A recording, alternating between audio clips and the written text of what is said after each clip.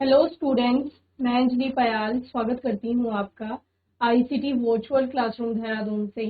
कैसे हैं आप सब लोग? उम्मीद करती हूँ आप सब लोग अच्छे होंगे और अपनी लाइफ में बहुत बेहतर कुछ कर रहे होंगे। आज हम बात कर रहे हैं क्लास 11th की केमिस्ट्री की, और जैसे कि आप लोग जानते हैं यहाँ पर प्रैक्टिकल हम लोग देख रहे हैं 11th क्लास का। और रिवीजन चल रहा था चूंकि यहाँ पर 11th के प्रैक्टिकल्स का, तो उसी में हम एक और प्रैक्टिकल आपका लेकर चल रहे हैं, heating of solution in a beaker. ठीक है ना, किसी बीकर में किसी सॉल्यूशन को कैसे गर्म किया जाता है। ओके, चलिए। तो ऑब्जेक्टिव है आपका heating of solution in a beaker. ठीक है ना, एक बीकर में कैसे सॉल्यूशन को गर्म किया जाता है उसके बारे में हम लोग बात करेंगे यहाँ पर। ठीक है, सबसे पहले हम लोग थ्योरी पे बात कर लेते हैं। थ्योरी में आपका क्या क्या है यहाँ पर।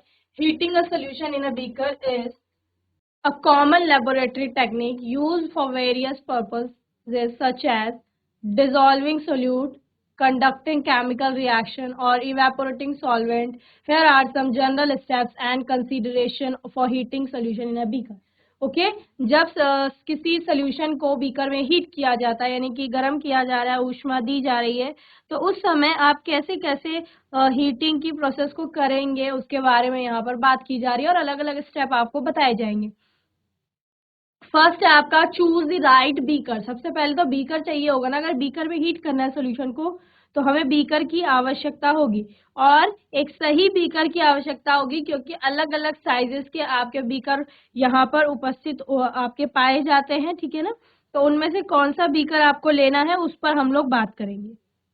चलिए, तो फर्स्ट स्टेप की बात करते हैं, चूज द राइट बीकर, जिसमें कि हम बात कर रहे हैं use a heat resistance glass और metal beaker that can withstand the temperature you plan to reach. Most standard laboratory glassware is suitable for moderate heating, but for higher temperature or specialized application choose appropriate materials. ठीक है ना, तो beaker अलग अलग प्रकार के होंगे। Generally आपने कौन से बीकर्स की बात की है यहाँ पर, जो आपके बोरोसिल बीकर्स होते हैं, जनरली हम उन्हीं की बात करते हैं। ठीक है, तो इसमें मेटल बीकर की भी बात की गई है। तो आपको कितना टेम्परेचर देना है उस आधार पर आप बीकर के मटेरियल का सिलेक्शन करेंगे। ठीक है ना, तो उसको चूज करेंगे।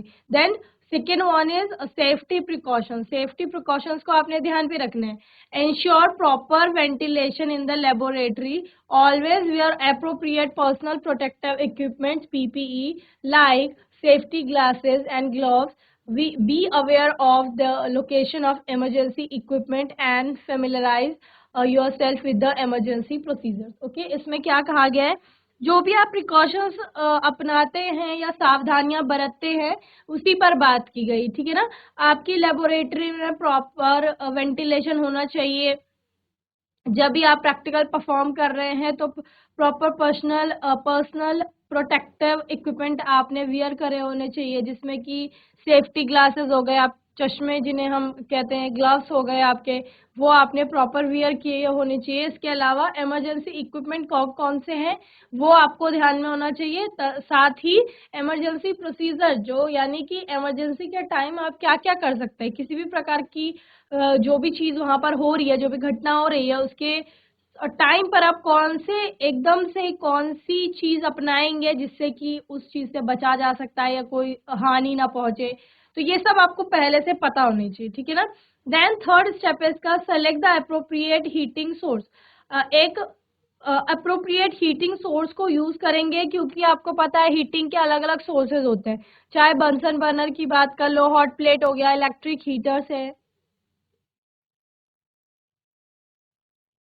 हीटिंग मेंटल आता है आपका, स्पिरिट लैम्प का यूज पहले किया जाता है। So common heating sources include Bunsen burner, hot plates, electric heaters.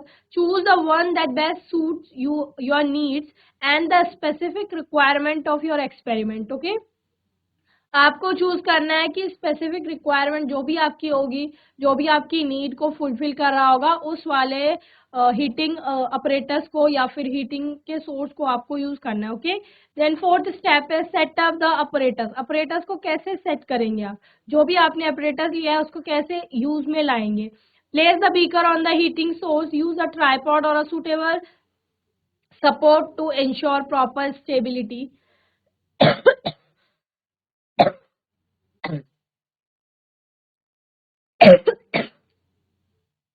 If using a Bunsen burner, adjust the flame to the desired intensity. देखो, अगर आप हीटिंग सोर्स की बात कर रहे हो, जैसे आप हॉट प्लेट की बात करते हो, तो उसमें आप डायरेक्ट बीकर को रख देते हैं। लेकिन जब आप बंसन बर्नर की बात करते हैं तो उसके ऊपर आप पहले ट्राइपॉड स्टैंड लगाते हैं, उसके ऊपर आप वायर गेज रखते हैं, देन आप अपना बीकर रखते हैं। तो इस तरह से अलग अलग, क्योंकि सोर्स आपका चेंज हो जाएगा, सोर्स के बदलने के साथ साथ कैसे आप उसको यूज करेंगे, सेट करेंगे अपरेटस को, वो भी बदल जाता है। तो सब सारे हीटिंग जो सोर्सेज हैं उनके लिए अलग अलग आपके सेटअप के तरीके होते हैं। Okay, then stirring, stir the solution if necessary to promote even heating. Use a magnetic stir bar or a glass stirring rod. Stirring helps distribute heat uniformly and prevents localized overheating. ठीक है ना। Stirring का मतलब basically जैसे क्या किया जाता है, किसी भी सोल्यूशन को ग्लास रॉड से आप लोग हिलाते हैं ना कॉन्टिन्यूसली,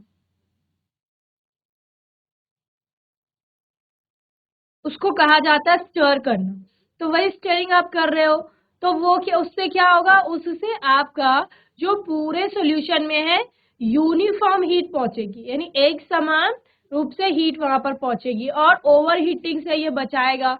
इसके अलावा sixth step is monitoring temperature. Temperature को आप लोग मॉनिटर करेंगे। Use a thermometer to monitor the temperature of the solution. Avoid rapid heating as this can lead to splattering और बॉइलिंग ओवर। ओके, आपको हीट करना है, आपको पता है किस टेम्परेचर तक आपने किसी भी सोल्यूशन को हीट करना है, तो जिस टेम्परेचर तक हीट करना है उसको आप टाइम टू टाइम चेक करते रहेंगे। रैपिड हीटिंग को अवॉइड करेंगे आप लोग, क्योंकि इससे क्या हो सकता है, आपका सोल्यूशन स्प्लेटर हो सकता है और बॉईल हो सकता है। ओके, देन 7 है आपका avoid boiling over. Boiling over से बचना है आपको। If the solution is prone to boiling over, consider using a large beaker or reducing the heating intensity. Place a watch glass or a suitable cover on the beaker to minimize evaporation and splattering. अगर आपको पता है कि solution कैसा है, आपका boil होकर के बाहर गिर सकता है, तो आप क्या करेंगे, या तो हीटिंग की इंटेंसिटी को कम कर देंगे, ठीक है ना, या बड़ा कोई बीकर लेंगे, या फिर आप उस सॉल्यूशन को, जैसे बीकर में आपने सॉल्यूशन रखा है तो उसके ऊपर कोई वॉच ग्लास रख देंगे या कोई भी सुटेबल कवर रख देंगे उसके ऊपर, ठीक है ना, जिससे कि एक तो मिनिमम आप इवेपोरेशन को मिनिमाइज कर सकते हैं, दूसरा स्प्लैटर जो हो रहा है आपका सॉल्यूशन उसको भी रोक सकते हैं। Okay, 8th one is control the heating rate. Heating rate को कंट्रोल करना, ठीक है ना। इससे क्या समझे, gradually increase the temperature to prevent sudden boiling. Okay, एकदम से कोई चीज उबलने लग गया तो उससे बचने के लिए आपने क्या करना है, ग्रेजुअली इंक्रीज करना है टेम्परेचर को। This is particularly important when working with volatile और रिएक्टिव सब्सटेंसेस। ये आपका इंपॉर्टेंट है किसके लिए, आपका वॉलेटाइल सब्सटेंसेस के लिए और जो आपका रिएक्टिव सब्सटेंसेस है उनके लिए।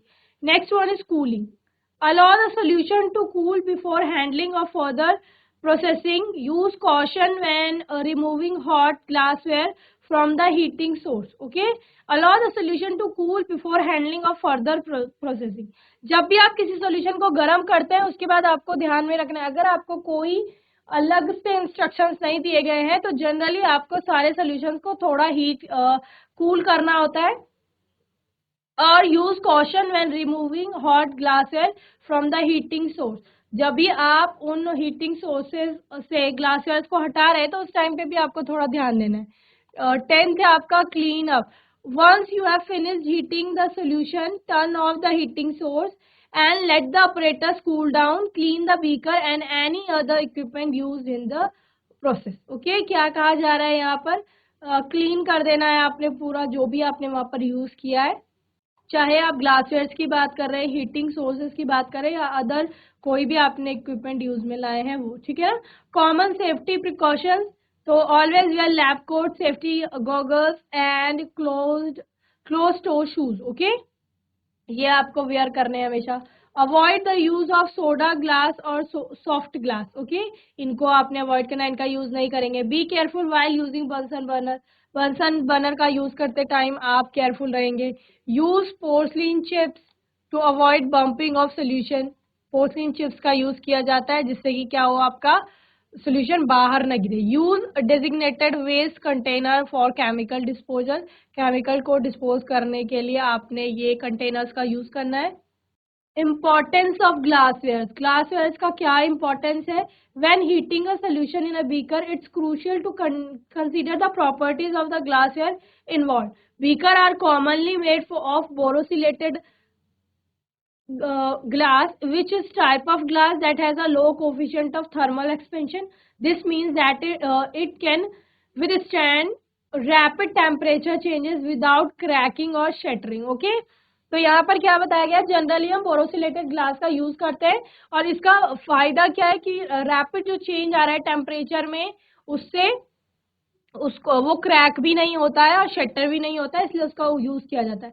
Thermal expansion, when you heat a solution both the liquid and glass undergo thermal expansion. Borosilicated glass expands relatively less than the other type of glass, reducing the risk of breakage when expose to high temperature. Okay, तो thermal expansion नहीं होगा आपके बोरोसिलेटेड glass का। Generally कोई भी चीज expand करती है जब उसको आपका हीट के कांटेक्ट में आती है या हीट उसको दी जाती है उससे। तो बोरोसिलेटेड ग्लास अदर ग्लासेस के कंपैरिजन में आपका एक्सपेंड कम होता है। ओके, तो टूटेगा नहीं अगर एक्सपेंड नहीं होगा तो।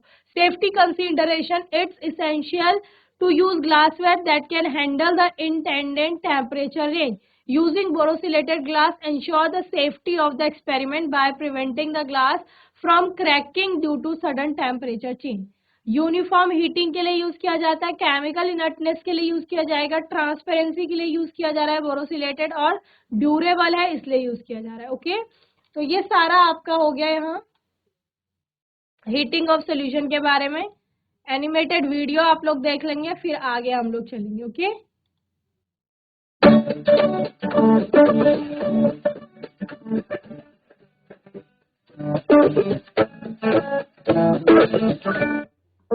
Heating solution in a beaker.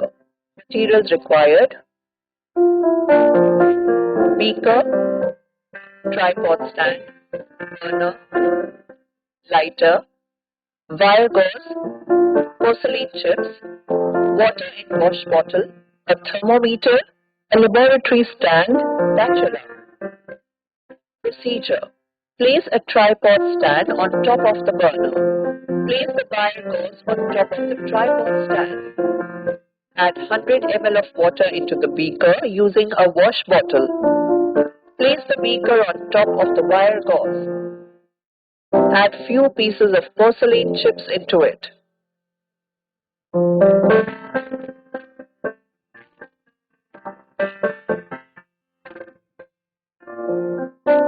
Turn the flame on using a lighter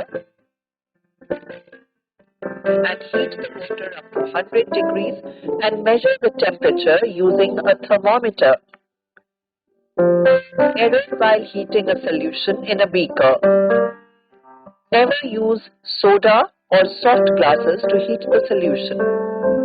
Soda glass cannot withstand the temperatures and it may break.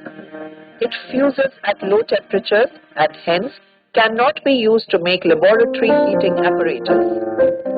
Borosilicate glass apparatus is usually used for heating substances. The apparatus, which is used for measuring volume, should also not be heated because heating may distort it and graduations may become invalid.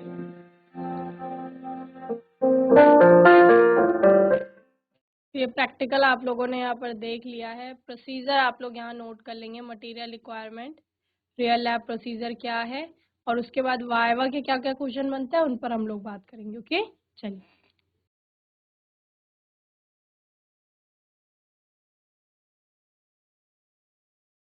So materials requirement में आप क्या क्या देखते हैं? Beaker, tripod stand, burner, lighter, wire gauge, porcelain chips, water in wash bottle, thermometer. तो ये सारी आवश्यक सामग्रियां हैं जो आपको चाहिए। इसके अतिरिक्त रियल लैब प्रोसीजर की हम लोग बात कर रहे हैं। द प्रोसीजर जो कि आप यूज करेंगे लैब में जब ये ऐसा कुछ हीटिंग कर रहे होंगे सोल्यूशन का। Place a tripod stand on the top of the burner, burner के ऊपर आप क्या लगा लेंगे? ट्राइपॉड स्टैंड लगा लेंगे। Then place the wire gauze on top of the tripod stand, tripod stand के ऊपर आप लोग वायर गेज रख लेंगे। Okay, add 100 ml of water into the beaker using a wash bottle. Wash bottle के उपयोग से आपने क्या देखा यहाँ पर कि 100 ml पानी को रखा गया है बीकर के अंदर। Then place the beaker on top of the wire gauze. Wire gauze के ऊपर देखो नीचे बर्नर है, उसके ऊपर ट्राइपॉड स्टैंड के ऊपर वायर गेज। वायर गेज के ऊपर अब आप क्या रख रहे हो, बीकर रख रहे हो। Add few pieces of porcelain chips into it. कुछ टुकड़े आप पोर्सलिन चिप्स के डालोगे उसमें। Turn the flame on using a lighter. Lighter का प्रयोग करके फ्लेम ऑन करेंगे यानी जलाएंगे उसको। And heat the water up to 100 degree. और पानी को कहाँ तक गर्म करेंगे, 100 डिग्री तक गर्म करेंगे। Now measure the temperature using a thermometer. अब थर्मोमीटर का प्रयोग करके टेम्परेचर को मेजर करेंगे। ओके, चलिए तो ये क्वेश्चन है जो आपको करने। पहला है what is the primary purpose of heating a solution in a beaker. Increasing the volume, cooling the solution, evaporating the solution और डिक्रीजिंग द कॉन्सेंट्रेशन। वॉल्यूम को बढ़ाना, सॉल्यूशन को ठंडा करना और इवेपोरेशन ऑफ सॉल्वेंट, विलायक को इवेपोरेट कराना या डिक्रीजिंग द कॉन्सेंट्रेशन। इन चारों ऑप्शन में से आपका कौन सा ऑप्शन करेक्ट होगा। Next, which material is commonly used to make beakers of heating solution? Glass, copper, plastic, aluminum. Third है आपका why is it important to use a stirring rod while heating a solution? To create colorful reaction, to speed up the reaction, to increase the temperature, to prevent splattering.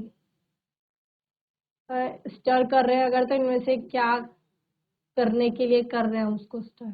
Fourth है आपका what safety precautions should be taken when heating a solution in beaker. Use a plastic beaker, heat the solution without any supervision, heat the solution with an open flame or wear gloves and goggles. 5 है at what temperature does water boil under standard atmospheric pressure? किस तापमान में आपका जो जल है वो पिघलने लगता है अंडर ऑस्मोटिक प्रेशर। 6 है आपका which of the following methods is commonly use for heating solution in a laboratory setting?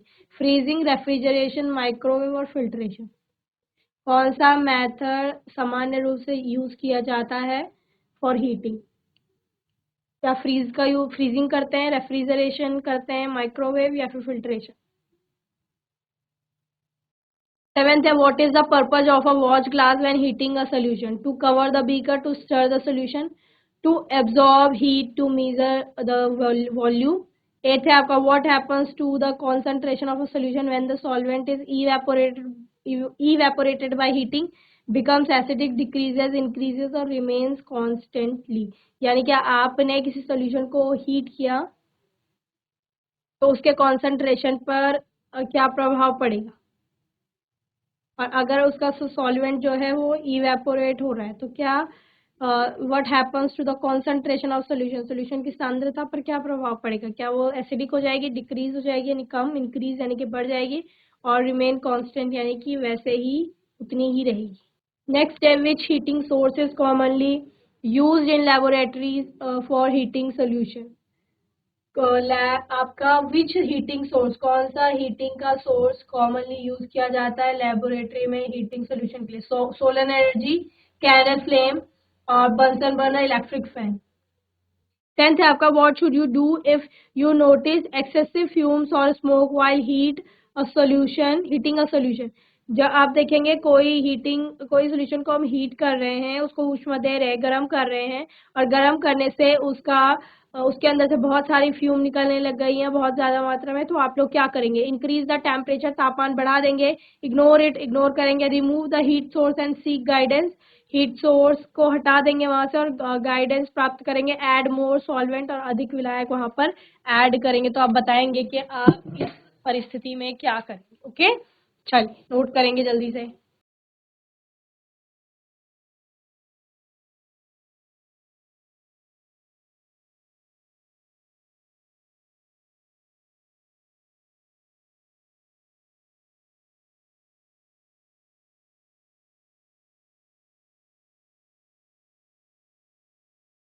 तो बच्चों यहाँ पर हमने आज के सेशन में एक और प्रैक्टिकल देखा, ठीक है। थ्योरी हमने समझी, इसकी प्रोसीजर आपने एनिमेटेड वीडियो के थ्रू समझा, और आपके वाइवा में क्या क्या क्वेश्चन आ सकते हैं इन पर हम लोगों ने यहाँ पर बात की। मैं आपको क्वेश्चन बताएं, आपको आंसर उनके समझ में आ गए होंगे क्योंकि 4 बहुविकल्पीय बहुविकल्प आपको दिए गए हैं, 4 विकल्प जिनमें से दिए गए हैं, जिनमें एक आपका करेक्ट यानी कि सही विकल्प होता है, तो वो आप चूज कर लेंगे। इसके अलावा अगर आने वाला सेशन रहा कोई, तो किसी और प्रैक्टिकल पर हम लोग बात करेंगे। बाकी आपका कोई डाउट होगा, कोई क्वेश्चन होगा, तो आने वाले सेशन में आप लोग पूछ लेंगे। और तब तक के लिए आईसीटी वर्चुअल क्लासरूम से जुड़ने के लिए धन्यवाद।